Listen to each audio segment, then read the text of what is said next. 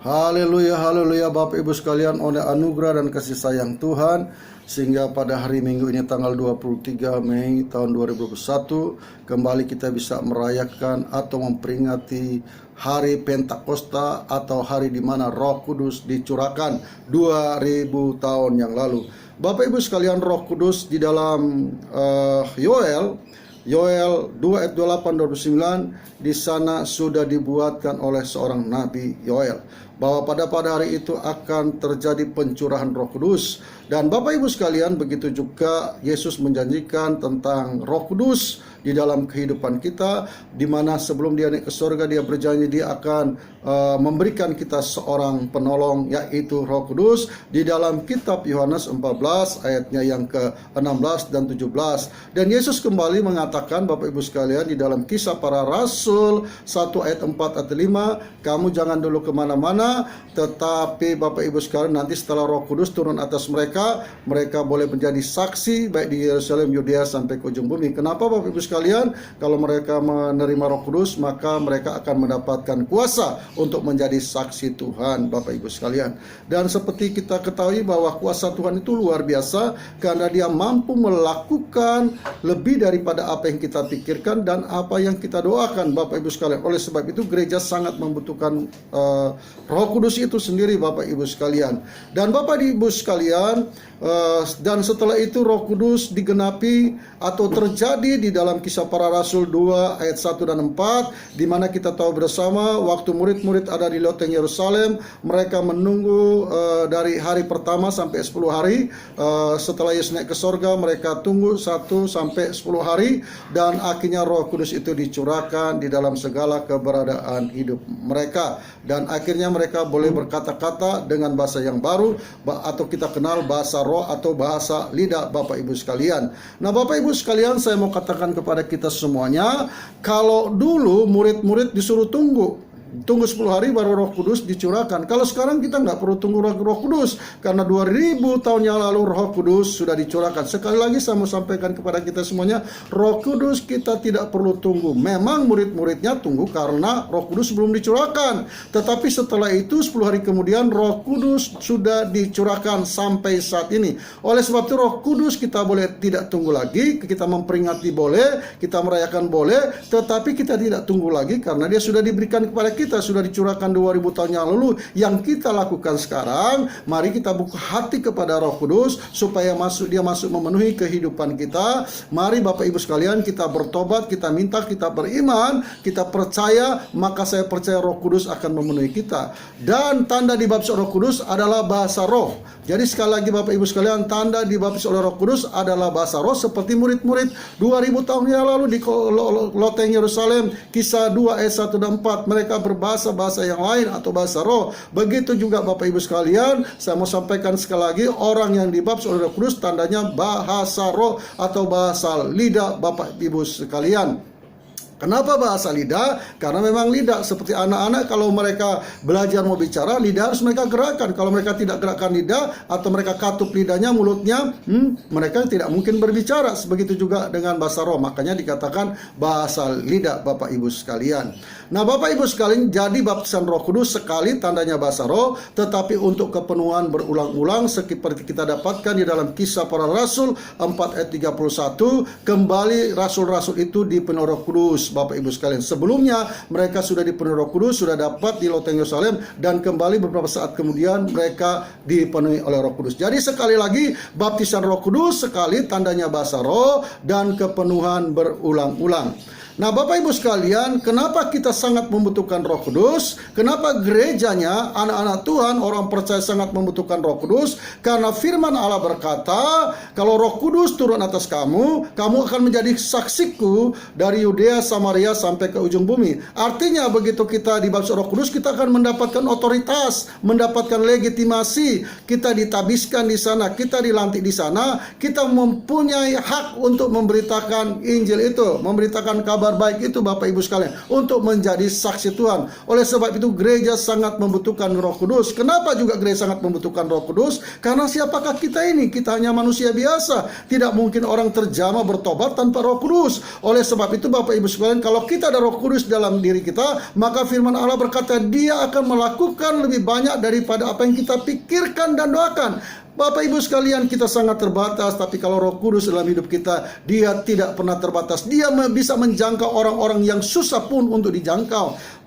Coba kita lihat, kadang kita melayani orang, kita belum melayani sudah ditolak, kita belum melayani sudah dicibir. Tetapi kalau kita melayani Roh Kudus, tidak mungkin satu waktu pada akhirnya kita melihat Tuhan jamah dia, sehingga dia boleh bertobat, bahkan dia bisa menjadi hamba Tuhan. Itulah pentingnya Roh Kudus di dalam setiap keberadaan kita sebagai orang percaya, anak-anak Tuhan. Itu yang pertama Bapak Ibu sekalian.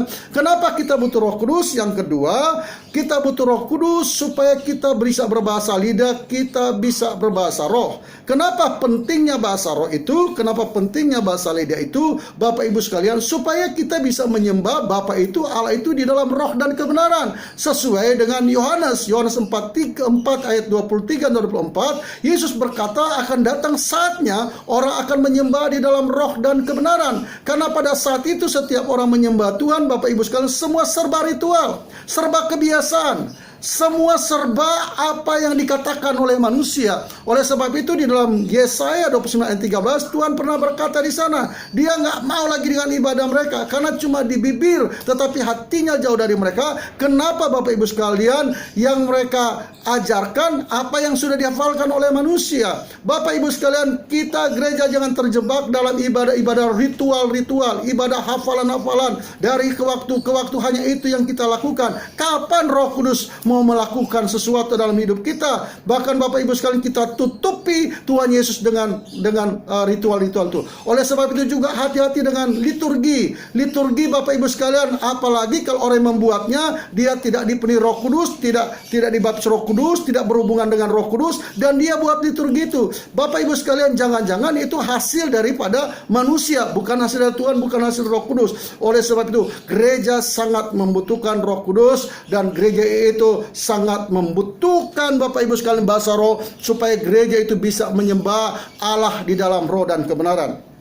Karena itu Bapak Ibu sekalian, firman Allah berkata di dalam 1 Korintus 14 ayat 15 berkata, dengan akal budiku aku akan berdoa dan menyanyi, tetapi dengan rohku juga aku akan memuji dan berdoa. Aku akan berdoa dan memuji. Makanya Bapak Ibu, kita tidak hanya sebatas datang kepada Tuhan dengan akal budi kita, harus dengan roh itu sendiri Bapak Ibu sekalian. Akal budi kita bisa salah, tapi Roh Kudus tidak akan salah Bapak Ibu sekalian, untuk kita menyembah Bapa Allah itu di dalam roh dan kebenaran. Oleh sebab itu saatnya lah gereja membuka hati buat Roh Kudus, supaya gereja boleh dipenuhi oleh Roh Kudus Bapak Ibu sekalian, sehingga kita bisa berbahasa lidah dan kita bisa menyembah Bapa dalam roh kebenaran. Inilah ibadah rohani yang Tuhan inginkan, bukan ibadah-ibadah yang lahiriah, bukan penyembahan-penyembahan yang lahiriah, yang ritual, yang liturgi Bapak Ibu sekalian. Akhirnya Bapak Ibu sekalian, substansinya kita tidak dapat untuk menyembah dalam roh dan kebenaran. Pada akhirnya kita hanya melakukan apa yang dikatakan manusia, bukan apa yang dikatakan oleh Tuhan atau Roh Kudus. Dan yang kedua Bapak Ibu sekalian, kenapa kita sangat membutuhkan Roh Kudus di dalam kehidupan kita? Kita sangat membutuhkan Roh Kudus supaya Bapak Ibu sekalian, kita boleh diurapi oleh Tuhan. Kita boleh diurapi oleh Roh Kudus. Gereja perlu diurapi Roh Kudus seperti Tuhan Yesus Bapak Ibu sekalian. Dia diurapi oleh Roh Kudus. Makanya di dalam Kisah Para Rasul katakan, Kisah Para Rasul 10 ayat 39 katakan, Dia yaitu Yesus yang diurapi oleh Roh Kudus, dan pada akhirnya Dia berjalan keliling untuk berbuat baik dan melepaskan orang yang diikat setan, menyembuhkan orang yang diikat setan Bapak Ibu sekalian. Dan di dalam kitab Lukas juga 4 ayat 18-19 katakan, Roh Allah ada padaku. Yesus berkata, Roh Allah ada padaku, sebab itu Dia mengurapi aku untuk memberitakan kabar baik Bapak Ibu sekalian, untuk melepaskan orang, untuk memberitakan tahun rahmat Tuhan telah datang. Kita perlu diurapi oleh Roh Kudus. Untuk apa? Urapan itu untuk melantik kita, untuk mentabiskan kita Bapak Ibu sekalian, untuk mengurapi kita supaya kita layak melayani Raja di atas segala raja, layak melayani Tuhan Bapak Ibu sekalian. Dan firman Allah berkata, kenapa kita butuh Roh Kudus Bapak Ibu sekalian? Kita butuh Roh Kudus supaya kita hidup berkemenangan di dalam kitab Mazmur 20 ayat 7. Dan kenapa kita butuh Roh Kudus? Supaya terjadi pembelaan dari Tuhan, terjadi proteksi dari Tuhan. Alkitab katakan di dalam Mazmur 5 ayat 15, jangan mengusik hamba yang kuurapi. Dan Bapak Ibu sekalian, kita butuh Roh Kudus. Kenapa? Supaya dia mengurapi kita. Dan saudara lihat 1 Petrus 2 ayat 9, pengurapan itu ada dua, pengurapan imam dan pengurapan raja. Apa itu imam? Melayani. Apa itu raja? Memerintah. Saudara, kita diurapi untuk melayani Tuhan, dan kita juga diurapi menjadi imam untuk melayani Tuhan. Kita juga diurapi menjadi raja. Ada otoritas untuk menghancurkan iblis, untuk menghancurkan setan dan pekerjaannya, supaya banyak orang boleh terbebaskan, supaya banyak orang boleh terlepaskan Bapak Ibu sekalian. Dan Bapak Ibu sekalian, mari Bapak Ibu sekalian, saya terlalu percaya bahwa bahasa roh itu menghadirkan kehadiran Allah di tengah-tengah umatnya, menandakan kehadiran tengah-tengah umatnya. Dan bahasa roh itu saya percaya mendatangkan hadirat Tuhan, mendatangkan urapan Tuhan. Kita sangat butuh hadirat Tuhan dalam ibadah kita, supaya ibadah kita tidak biasa-biasa saja, supaya ibadah kita boleh Bapak Ibu sekalian memulihkan hidup kita, boleh menjamah setiap hidup kita. Kita butuh hadirat Tuhan. Kita bisa merasakan sukacita, damai sejahtera Pak Tuhan. Kenapa kita berbahasa roh? Supaya ada urapan terus mengalir dalam hidup kita. Urapan-urapan mengalir kita. Seperti saya katakan kita tadi, kita sangat membutuhkan urapan. Kenapa kita sangat butuh Roh Kudus? Karena Roh Kudus sifatnya menolong. Kita perlu ditolong. Makanya seringkali kita boleh ada persoalan masalah. Mungkin sekarang kita boleh persoalan masalah, tetapi besok mujizat terjadi karena Roh Kudus bersama-sama dengan kita. Kita berroh Kudus untuk apa? Untuk menghibur kita di dalam dunia ini. Terlalu banyak membuat hidup kita terjadi porak-poranda. Tetapi kalau ada Roh Kudus, dia akan menghibur kita sehingga kita boleh move on, kita boleh bangkit kembali dalam Tuhan. Dan Bapak Ibu sekalian, kenapa kita Roh Kudus? Supaya dia boleh mengajar kita, supaya kita mengerti akan kehidupan ini, menghadapi persoalan masalah. Kita boleh mengerti bahwa tidak sesuatu yang terjadi kita kalau itu Tuhan tidak izinkan terjadi.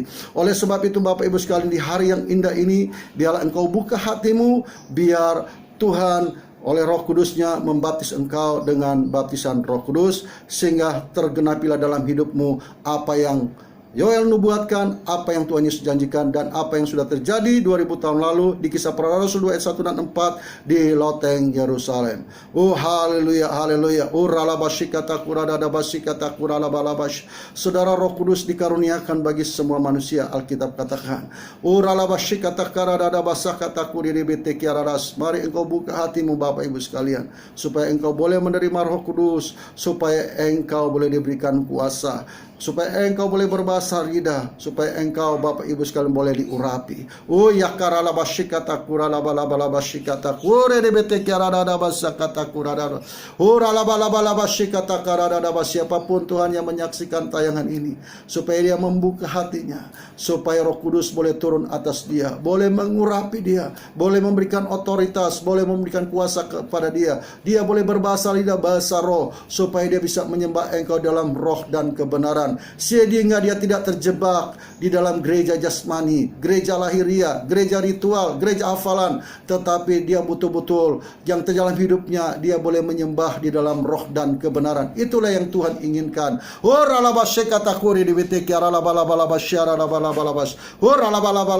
Terima kasih banyak Bapa di sorga, engkau sudah berikan Roh Kudus bagi kami, untuk menolong kami, untuk menghibur kami, dan juga untuk mengajar kami, sehingga kami mengerti setiap perkara dan persoalan.